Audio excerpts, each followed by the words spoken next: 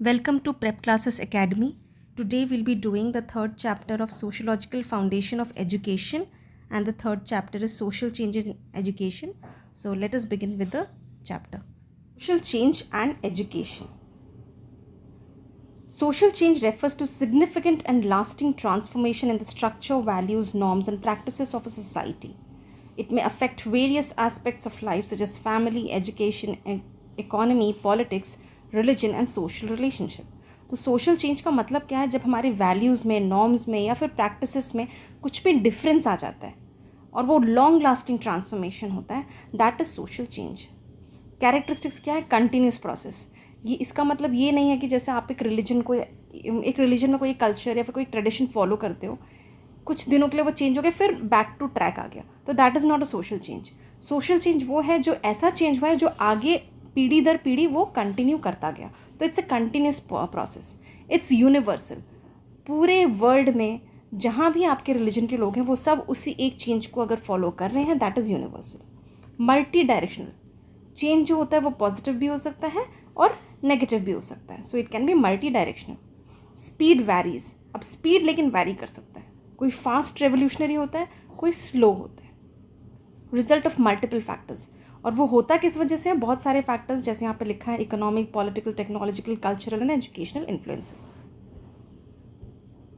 Process of social change क्या है? कैसे चेंज होता है? पहला है change in experience of an individual. यहाँ पे एग्जाम्पल है, a student from a rural background experiences gender equality through school activities and learns that girls and boys have equal rights. Social change begins at a personal level when individuals encounter new ideas, technologies, or experiences. These experiences might come through education, media, migration, exposure to different culture, etc. इसका मतलब क्या हुआ? जैसे एक बच्चा school गया, उसने कुछ एक एक्टिविटी स्कूल में हुआ जिससे उसको ये फील हुआ कि यहाँ पे जेंडर इक्वालिटी हो रहा है. तो पहले कुछ भी कल्चर में या सोशल चेंज से पहले कुछ भी अगर एक फील होता है तो that is something which can be called as an initiation of social change. तो सोशल चेंज होने से पहले एक पर्सनल फीलिंग आता है, एक एक्सपीरियंस करता है इंडिविजुअल कि कुछ एक अलग है. Change in the attitude of the individual. उस वजह से स्टूडेंट ने जब देखा कि उसके साथ जेंडर इनइक्वालिटी हो रहा है, तो फिर उसके बाद जाके उसको थोड़ा सा उसके एटीट्यूड में चेंज आता है कि क्यों हो रहा है, वो रिबेल कर सकता है इस चीज़ को लेके. ठीक है. और अगर जेंडर इक्वालिटी है, बाहर इनइक्वालिटी था लेकिन जब वो स्कूल आया तो उसने देखा कि अरे यहाँ पे तो जेंडर इक्वालिटी है, तो फिर उसको एक पॉजिटिव फीलिंग आएगा कि वाओ, यहाँ पे तो जेंडर इक्वालिटी है, I should go through this, I should be a part of this organisation. तो ये तो पॉजिटिव भी हो सकता है और नेगेटिव भी हो सकता है. उस पॉजिटिव या नेगेटिव एक्सपीरियंस की वजह से उस इंसान का या उस बच्चे का एटीट्यूड भी चेंज होता है, या तो पॉजिटिवली या तो नेगेटिवली. फिर है change in social interaction. The change in attitude affects the way individual interact with others. अब उसका अगर पॉजिटिव चेंज हुआ है तो उसका एटीट्यूड पॉजिटिव होगा, तो वो अच्छे से बात करेगा, प्यार से बात करेगा, उसका कम्युनिकेशन पॉजिटिव हो जाएगा. और अगर उसका नेगेटिव चेंज हुआ है तो वो नेगेटिविटी हो सकता है, उसके बात करने का तरीका नेगेटिव हो, बहुत बुरी तरीके से वो बिहेव करे. Change in social relation. इस वजह से उसके रिलेशन लोगों के साथ या तो पॉजिटिव हो जाएंगे या तो नेगेटिव हो जाएगा. Example, relationship with the family change. Parents begin to support daughters higher education and career choices. जब जेंडर इक्वालिटी हुआ उस वजह से फैमिली अब अपनी बेटियों को भी पढ़ाना चाहते हैं. तो that is a social relation with the daughter. पहले क्या था? तुम खाना बनाओ, शादी करके जाओ और खाना बनाओ. That is your only whole soul duty. But because of gender equality, now the parents have different relationship with their kids, with their girls, कि अब तुम्हें पढ़ना है, you have to become something, you have to be self sufficient. ठीक है. तो that is a change in social relation. Then change in social structure. Widespread change in relationship leads to transformation of social institution. Marriage practices change हो गए, जैसे intercaste marriage, women marrying later और choosing career over early marriage. क्योंकि लड़कियों ने पढ़ना शुरू किया, इस वजह से इंटरकास्ट मैरिजेस भी होने लगे. वुमेन चाहे तो थोड़ा लेट से शादी करने लगे हैं. अभी वो अपना करियर अपने अर्ली मैरिज से पहले वो चाहती हैं कि वो करियर अपना सेट करें. तो एक सोशल स्ट्रक्चर में भी चेंज आने लगा. एंड फाइनली क्या होता है? सोशल चेंज होता है जहाँ पे education has contributed to the increased participation of women in the workforce. अब सोशल चेंज के फॉर्म्स क्या हैं? पहला है political change. Refers to change in governance, political institution, laws, power structure. इन सब में चेंज आता है तो उसको बोलते हैं political change. Often occurs through revolution, reform and democratic movement. Example इसका दिया है Indian independence from British rule, rise of democracy and voting rights for women, changes in reservation policies और सिटीजनशिप लॉज। काफ़ी सारे चेंजेस हुए हैं, so that led to a social change. फिर economic की वजह से चेंज होता है। इकोनॉमिक चेंज में क्या होता है? Consumption of goods and services, production, distribution. Example दिया है कि एग्रीकल्चर से हम लोग इंडस्ट्रियल इकोनॉमी बने, इंडस्ट्रियल इकोनॉमी से हम लोग ई कॉमर्स, ऑनलाइन बैंकिंग की तरफ गए, और आजकल लोग सेल्फ एम्प्लॉयमेंट पे ज़्यादा फोकस करते हैं, एंटरप्रेन्योर बनने में ज़्यादा फोकस करते हैं। तो इस तरीके से इकोनॉमिक चेंज की वजह से भी सोशल चेंजेस होते हैं। Then we have moral change. Moral change क्या होता है? वैल्यूज़, एथिक्स एंड नॉर्म्स में चेंज होना। जैसे पहले डाउरी सिस्टम, कास्ट सिस्टम बहुत था, उसमें डिक्लाइन हो गया। चाइल्ड प्रोटेक्शन एक्ट की वजह से एंटी बुलिंग हो गया। तो इस वजह से मोरल चेंजेस को बोला जाता है। रिलीजियस चेंज यानी रिलीजियस बिलीफ में चेंज होना। जैसे आर्य समाज एंड ब्रह्मो समाज रिलीजियस रिफॉर्म मूवमेंट हुआ था। इंटरफेथ हार्मनी इनिशिएटिव्स हो गए हैं। Growth of secularism in schools and governments, है ना। इससे क्या होता है? रिलीजियस टॉलरेंस बढ़ता है, जैसे हमने पढ़ा प्रीवियस चैप्टर में। साइंटिफिक एंड टेक्नोलॉजिकल चेंज, जैसे use of internet, smartphones and AIs काफ़ी सारा बढ़ गया है। मेडिसिन में एंड बायो टेक्नोलॉजी में एडवांसमेंट्स आ गए हैं। ऑनलाइन लर्निंग स्टार्ट हो गया आजकल। सब कुछ हम लोग भी देखो बीएड के क्लासेस ऑनलाइन कर रहे हैं, तो सब कुछ ऑनलाइन प्लेटफॉर्म में आ गया, डिजिटल क्लासरूम हो गया। ये समरी टेबल सेम जो मैंने अभी आपको बताया, political, economic, moral, religion and scientific, उसका एक समरी टेबल बनाया है। इस टेबल को भी आप अगर चाहो तो एग्जाम में बना सकते हो। That will be a plus point for you, just go through this. Then factors responsible for social change. Social change क्यों होता है? पहला है फिजिकल फैक्टर, हमारे क्लाइमेट चेंजेस की वजह से, नेचुरल डिजास्टर्स की वजह से, जैसे फ्लड, अर्थक्वेक, ड्रॉट, इन सब की वजह से लोग माइग्रेट करते हैं। माइग्रेट करने की वजह से उनको अपना ऑक्यूपेशन चेंज करना पड़ता है, उस वजह से भी उनका सोशल चेंज होता है। ठीक है, फर्टाइल सॉइल है, वहाँ पे एग्रीकल्चर करने लगते हैं लोग। क्लाइमेट चेंज की वजह से अर्बन प्लानिंग एंड एजुकेशन या सस्टेनेबिलिटी में डिफरेंसेस आता है, तो इस वजह से भी हमारा सोशल चेंज होता है ग्रेजुअली। बायोलॉजिकल फैक्टर, जैसे पॉपुलेशन साइज़ में चेंज हो जाना, उसका साइज़ बढ़ जाना या कम हो जाना, तो उस वजह से हेल्थ एंड जेनेटिक्स में प्रॉब्लम आना या फिर उसमें कुछ इंक्रीज़ होना। पॉपुलेशन एक्सप्लोजन की वजह से स्कूल एंड एम्प्लॉयमेंट में बहुत ज़्यादा प्रेशर हो जाता है। जैसे पैंडेमिक हुआ था कोविड-19, उसमें हेल्थ अवेयरनेस बहुत बढ़ गया था। Ageing population affecting pension system and Elder care services. तो ग्रेजुअली धीरे धीरे बायोलॉजिकल के छोटे छोटे फैक्टर्स की वजह से भी लॉन्ग टर्म में जाके हमारा सोशल चेंज हो जाता है। टेक्नोलॉजिकल फैक्टर्स में जैसे मैंने अभी आपको बताया, internet, e learning, virtual classroom, उस वजह से भी हमारे सोशल चेंज काफ़ी सारे हुए हैं। देन कल्चरल फैक्टर्स में हमारे बिलीव्स, वैल्यूज़ आते हैं। जैसे वेस्टर्न कल्चर इन्फ्लुएंस हो गया आजकल इंडियन यूथ पे, उनका खाना, कोरियन कपड़े, Korean style, everything has changed. Shift from caste based occupation to merit based careers. तो इस तरीके से there is a cultural factor which leads to social change. Again, it's a summary table of physical, biological, technological and cultural changes. Just go through the table and try to do the same in your examination.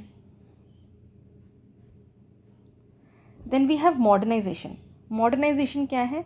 Modernization is a process by which a society transforms एक traditional rural agrarian society से going towards a technologically advanced society. की attributes of modernisation क्या है? Empathy, मतलब the ability to understand and share others feeling across social, religion, cultural, economic line, leads to greater tolerance, human rights and social justice.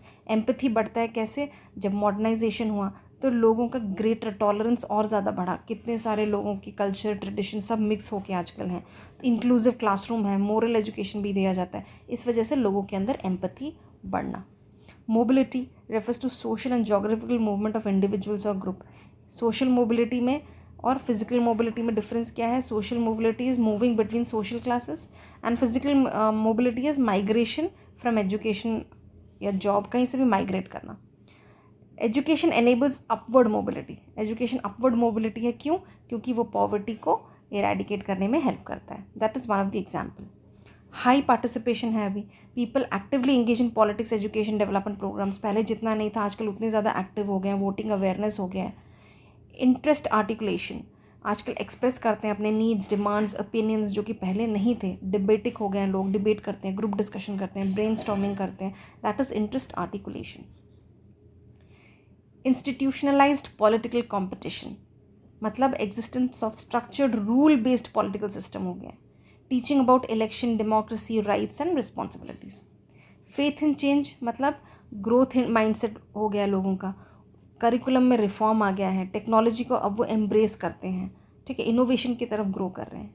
Achievement orientation, अभी सब लोग अपना personal merit ज़्यादा focus करते हैं, हार्ड वर्क पे focus करते हैं, एंटरप्रेन्योरशिप पे फोकस करते हैं, स्कॉलरशिप पे फोकस करते हैं, that is achievement orientation. New attitude है अभी उनका टेम्पर अलग है, उनका क्यूरियोसिटी बहुत है, रैशनल थिंकिंग है, क्रिटिकल थिंकिंग है, gender sensitivity, then promoting inquiry based learning and modern social values. Long term planning, यानी societies think and plan for the future, आजकल फ्यूचर प्लानिंग बहुत है, इंफ्रास्ट्रक्चर, एजुकेशन पॉलिसीज़ तो कितने बार चेंज हो गए हैं, दैट इज़ और long term planning. Then political, economic and social discipline, a modern society emphasises law, order, civic responsibility and accountability. Citizens जो होते हैं वो अंडरस्टैंड करते हैं उनके रूल्स क्या हैं, उनके राइट्स क्या हैं, इस वजह से स्कूल में भी डिसिप्लिन होता है, सिविक एजुकेशन होता है, एंड टीचिंग का जो रूल ऑफ लॉ जो होता है वो भी बच्चों को बताया जाता है। एजुकेशन का रोल क्या है मॉडर्नाइजेशन में? साइंटिफिक टेम्पर बढ़ाना, यानी क्रिटिकल थिंकिंग लोगों में, बच्चों में बढ़ाना। Equality and social justice, modernisation है तो कास्ट बैरियर, जेंडर बैरियर, ये सब कुछ भी नहीं है। स्किल्ड ह्यूमन रिसोर्सेज है, मतलब वोकेशनल ट्रेनिंग प्रोवाइड करा जाता है, प्रोफेशनल स्किल्स प्रोवाइड करे जाते हैं, इस वजह से एजुकेशन जो है वो मॉडर्नाइजेशन की तरफ हेल्प करता है। देन एनकरेजेस डेमोक्रेटिक पार्टिसिपेशन, लोगों का राइट्स, ड्यूटीज़, पॉलिटिकल अवेयरनेस सब कुछ बहुत बढ़ गया है मॉडर्नाइजेशन की वजह से। सोशल मोबिलिटी बढ़ गया है, नॉट बैकग्राउंड और social status but help includes rise in society.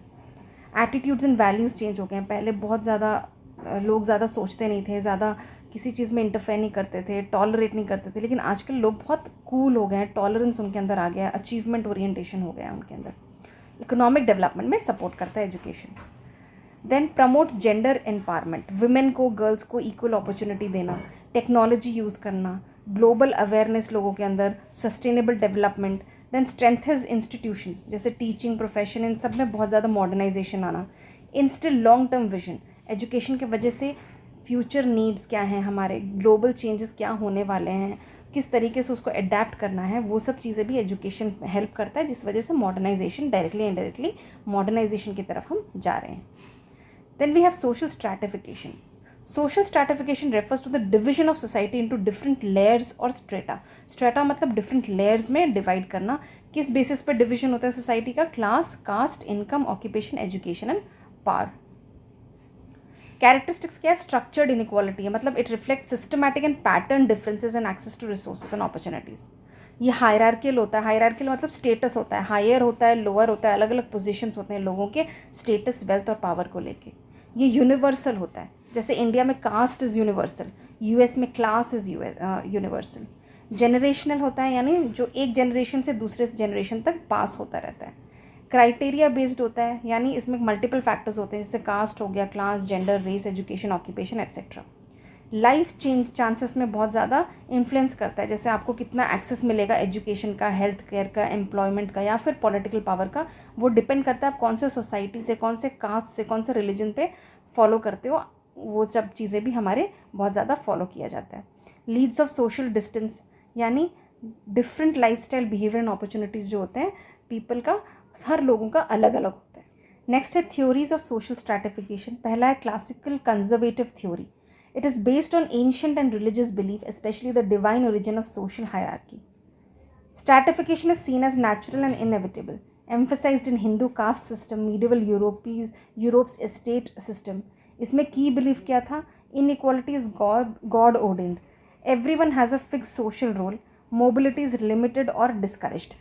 पहले जो हमारा कास्ट सिस्टम था that is classical conservation theory, जहाँ पे इनइक्वालिटी था, एक्सप्लॉयटेशन था, साइंटिफिक कुछ था ही नहीं, तो जो जहाँ पे अलग अलग कास्ट के लोगों को अलग अलग तरीके से देखा जाता था, that is classical conservation theory of stratification. Then structural functionality theory, जिसमें view stratification as a necessary and functional part of society. Every society needs a system to allocate roles and motivate individuals. Stratification ensures that important roles are filled by the most qualified. इस structure मतलब किसी चीज़ को अच्छे तरीके से layering करना, अच्छे से स्ट्रक्चर देना, इसके हिसाब से, इस थ्योरी के हिसाब से क्या है कि हर इंसान को उसके क्वालिफिकेशन के हिसाब से एक रोल सोसाइटी में देना ज़रूरी है। Social inequality is functional and inevitable. People are rewarded based on talent and effort, क्योंकि ये बहुत स्ट्रक्चर्ड थ्योरी है। इसमें क्या है, टैलेंट के हिसाब से लोगों को देखा जाता है, किस बेसिस पे उनको रिवॉर्ड करना है, टैलेंट एंड एफर्ट के बेसिस पे। और ये social stability and order maintain करता है, एक ऑर्डर के साथ चलता है कि जैसे हायर क्वालिफिकेशन वाला एक मैनेजिंग डायरेक्टर है, उसके नीचे कौन होगा, उसके नीचे कौन होगा, तो वो जो एक हायरार्की होता है उसको मेंटेन करता है, क्योंकि पूरा स्ट्रक्चरल है। देन यहाँ पे डिस्क्रिमिनेशन होता है, ऑफकोर्स क्योंकि स्ट्रक्चर है तो डिस्क्रिमिनेशन होगा। प्रिविलेज पास्ड बाय बर्थ, अभी एक बॉस है, उसका हेयर जो होगा, उसका जो बेटा होगा वो फिर बॉस बनेगा, उसका बेटा वो बॉस बनेगा, तो वो एक स्ट्रक्चर जो मेंटेन करते हैं, वहाँ पे डिस्क्रिमिनेशन भी होता है। देन कॉन्फ्लिक्ट थ्योरी, ये जो होता है, society is divided into haves and have nots. Dominant groups use power to maintain the status and control resources. जो डोमिनेंट ग्रुप है वो हर पावर को कंट्रोल करने की कोशिश करते हैं, जितने रिसोर्सेज है उसको कंट्रोल करने की कोशिश करते हैं। Stratification benefits the powerful at the expense of others. जो पावरफुल हैं, जो ज़्यादा, जिनके अंदर पावर है, जिनके अंदर ज़्यादा कंट्रोल है, वो लोग ज़्यादा हर चीज़ पे उनका हक रहता है। इस वजह से inequality leads to class conflict, revolution और रिफॉर्म। इस वजह से ही कॉन्फ्लिक्ट बहुत ज़्यादा होता है कि उन्होंने ज़्यादा ले लिया क्योंकि उनके पास पावर है। जहाँ पे हम लोग मिडिल क्लास, लोअर लेवल ये सब बात करते हैं, that also comes in conflict theory. Education, media, religion में सपोर्ट द रूलिंग क्लास, है ना। जो हायर क्लास के होते हैं उनको ज़्यादा सपोर्ट करते हैं मीडिया वाले, रिलीजन वाले, तो that is conflict theory. Criticism क्या है, too focused on conflict and class struggle, may neglect social cooperation and consensus. इस वजह से सोशल कोऑपरेशन पे ये बिल्कुल ध्यान ही नहीं देता। इनका ध्यान बस ये रहता है जो हायर क्लास वाले हैं उनको ज़्यादा इंपॉर्टेंस देना, और जो लो क्लास वाले हैं उनको कम इंपॉर्टेंस देना। These were 3 theories. और ये कंपैरिजन आप देख सकते हो क्लासिकल कंजर्वेशन का, की थिंकर ट्रेडिशनल है ये बहुत। स्ट्रैटिफिकेशन जो है वो नेचुरल रहता है, कास्ट के हिसाब से अपना लोग चलते रहते हैं, that is classical. Then structural में जहाँ पे necessary for societal function, society को फंक्शन करने में हेल्प करता है, सबके उनके टैलेंट के हिसाब से उनको रोल दिया जाता है। कॉन्फ्लिक्ट में arises from inequality and power struggles, बहुत ज़्यादा कॉन्फ्लिक्ट इसमें रहता है क्योंकि इनइक्वालिटी बहुत ज़्यादा अराइज होता है और इस वजह से कॉन्फ्लिक्ट बहुत ज़्यादा होता है। प्रोसेस क्या है सोशल स्ट्रैटिफिकेशन का, पहला है डिफ्रेंसिएशन, इंडिविजुअल का डिफरेंस होना skill, ability and social position में। देन उनका रैंकिंग यानी उनका हायरार्की, कौन वैल्यूएबल है, कौन प्रेस्टिजियस है, कौन नहीं है। देन ईवैल्यूएशन, मतलब based on economic, moral, religion and political criteria, कौन कितना वैल्यूएबल है। फिर एलोकेशन, उनके वैल्यू के हिसाब से उनको एलोकेट करना, उनको काम देना, कौन यहाँ इस डिपार्टमेंट में रहेगा, कौन उस डिपार्टमेंट में रहेगा, that is allocating them. Justification, the system is supported by ideologies और beliefs, these beliefs help maintain the legitimize the stratification system, यानी कास्ट सिस्टम, डिवाइन विल, इन सब के हिसाब से उनको जस्टिफिकेशन करना। कॉन्सिक्वेंसेस क्या है सोशल स्ट्रैटिफिकेशन का, life chances, the opportunities an individual has in life to improve their quality of living such as access to education, healthcare, employment and income. Influenced by social position, people in higher social strata generally enjoy better nutrition, quality education, higher paying jobs and longer life expectancy. Restricted for lower strata, limited access, lower mobility, higher exposure to risk and discrimination. जो life chances होते हैं वो higher society को ज़्यादा मिलता है, जैसे उनको बेटर न्यूट्रिशन मिलता है, उनको हाई पेइंग जॉब्स मिलते हैं। लेकिन जो लोअर स्ट्रैटा में आते हैं उन लोगों को बहुत ही लो मोबिलिटी एंड इकोनॉमिक सिक्योरिटी उनका बहुत कम रहता है, रिस्क और डिस्क्रिमिनेशन बहुत ज़्यादा होता है, उस तरीके से डिविजन होता है। तो ये है पहला कॉन्सिक्वेंसेस, यानी लाइफ चांसेस बेटर नहीं मिलते हैं लो स्ट्रैटा को। लाइफ स्टाइल, अपर क्लास का लग्जरी हाउस होता है, उनका लग्जरी एक्टिविटीज़ होते हैं, उनका सब कुछ लग्जरी होता है। लेकिन लोअर क्लास लाइफ स्टाइल कैसा होता है, इनएडिक्वेट हाउसिंग एंड फूड, हमेशा उनको रैशनिंग करना पड़ता है, कितना खाना चाहिए, कितना कहाँ पे कितना खर्च करना है, उनका जो रिक्रिएशनल एक्टिविटीज़ बहुत कम होते हैं, उनके चॉइसेस बहुत कम होते हैं। सोशल मोबिलिटी, अब सोशल मोबिलिटी जो होता है वो है that refers to movement of individuals और groups within the social hierarchy. It reflects a change in social status. जब सोशल स्टेटस में चेंजेस होते हैं उनको सोशल मोबिलिटी बोला जाता है। जैसे यहाँ पे हॉरिजॉन्टल मोबिलिटी भी हो सकता है और वर्टिकल मोबिलिटी भी हो सकता है। हॉरिजॉन्टल क्या होता है, मूवमेंट ऑफ पर्सन और group with in the same social level. जैसे आप एक जॉब में काम करते हो तो जॉब में रोल चेंज हो जाना, आज आप मार्केटिंग हेड हो, कल आप रिसर्च के हेड हो गए, that is horizontal mobility. Example है, teacher moves to another school with a similar job profile. आप यहाँ पे टीजीटी टीचर हो, आप दूसरे स्कूल में ट्रांसफ़र हुए, वहाँ पे भी आप टीजीटी ही हो, आप स्कूल से स्कूल गए हो और आपका लेवल भी सेम है, दैट इज़ हॉरिजॉन्टल मोबिलिटी। यहाँ पे क्या होता है कि पोजीशन चेंज होता है लेकिन स्टेटस सेम रहता है। वर्टिकल में क्या होता है, मूवमेंट ऑफ अपवर्ड्स या डाउनवर्ड्स होता है। अपवर्ड क्या हो गया, एक फार्मर का बेटा डॉक्टर बन गया, that is an upward mobility, यानी क्लाइंबिंग अप। एक शॉपकीपर है, वो अचानक से उसने कुछ एक ऐसा बिजनेस आइडिया लगाया, वो एक बहुत ही सक्सेसफुल बिजनेसमैन बन के बहुत ही बड़ा इंसान बन गया, that is upward vertical mobility, upward. Downward में क्या हो गया, एक बहुत ही अमीर आदमी वो बैंकरप्ट हो गया एंड ही बिकम्स पुअर। एक सीनियर ऑफिसर है वो डिमोट हो गया due to corruption, that is downward mobility. तो this is vertical and horizontal mobility जो हमारा सोशल मोबिलिटी में आ गया। Now what is social networking?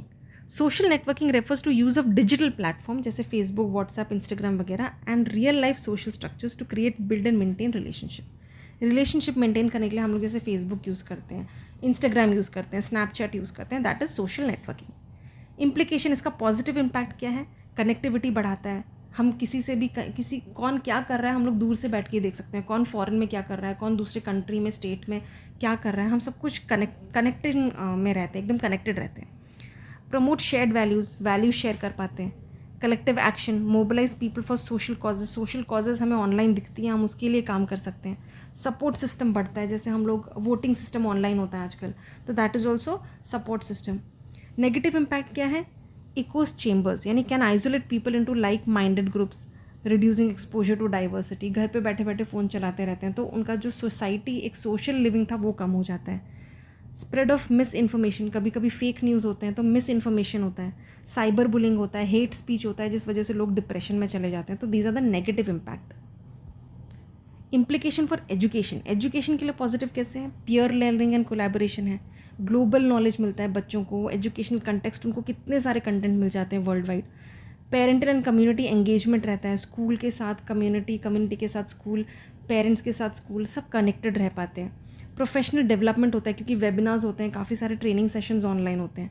लेकिन इसका नेगेटिव इम्पैक्ट क्या है, बच्चों के ऊपर डिस्ट्रैक्शन होता है, वो पढ़ते पढ़ते फिर किसी और ही चैनल में चले जाते हैं, एडिक्शन हो जाता है उनको। देन साइबर रिस्क रहता है, काफ़ी ज़्यादा एक्सपोजर हो जाता है। Digital divide, unequal access of technology can increase educational inequality हो सकता है। और ऐसे सोशल नेटवर्किंग पॉजिटिव या नेगेटिव इम्पैक्ट डाल सकता है। Thank you for watching, stay connected with prep classes for more videos.